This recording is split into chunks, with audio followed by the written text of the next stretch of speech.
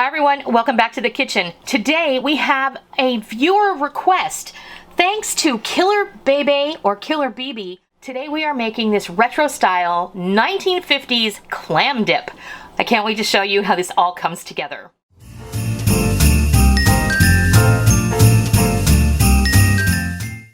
Today we're going to do a viewer request for a retro clam dip. Now this is right out of my grandmother's recipe box. I grew up eating it and it's really simple, but boy is it delicious. And we're going to bring it back today.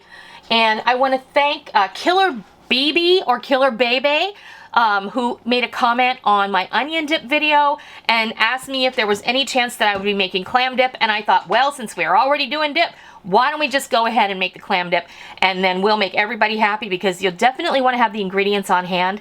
You'll probably already have these in your pantry if you keep minced clams in there. If not, you'll want to get some to give this dip a try, because I'm telling you, it is a killer dip.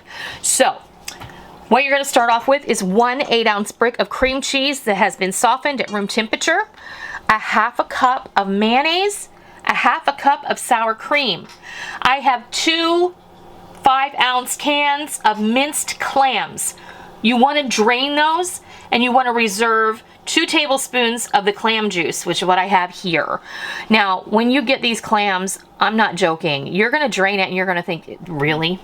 This was 2 cans worth of minced clams. It's mostly juice, but look, if you have pets or anything, let them, they'll love the juice, or you can save it and make yourself a bloody Caesar and everybody will be happy. So this is 2 tablespoons of the reserved clam juice, 2 teaspoons of Worcestershire sauce, and 1 teaspoon of Tabasco, which you can choose to leave out if you don't like that. I have 1 tablespoon of my salt-free garlic and herb seasoning, because I thought that would go really well in this dip.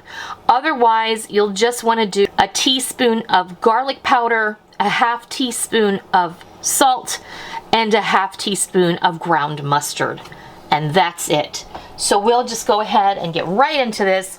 The first thing we're going to do is set our spatula aside. We're going to whip the cream cheese until it is light and fluffy.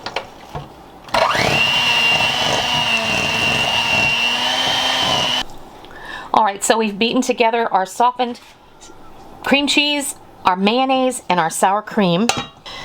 And then we're going to add in our clam juice, Worcestershire and Tabasco sauce,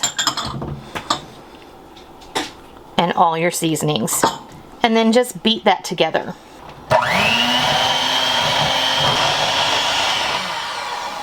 Just give your bowl a scrapey scrape. And then what we're going to do is we're going to fold in our clams. And we're just going to fold those in, mix them in. And then you're going to just finish this off with the juice of half a lemon. And I'm using bottled organic lemon juice, so that's why it looks a little darker than regular lemon juice. Just stir this in, and then we'll move on and we'll fix this up real pretty, and we'll bring you back and we'll show you what it looks like. Well, there you have it.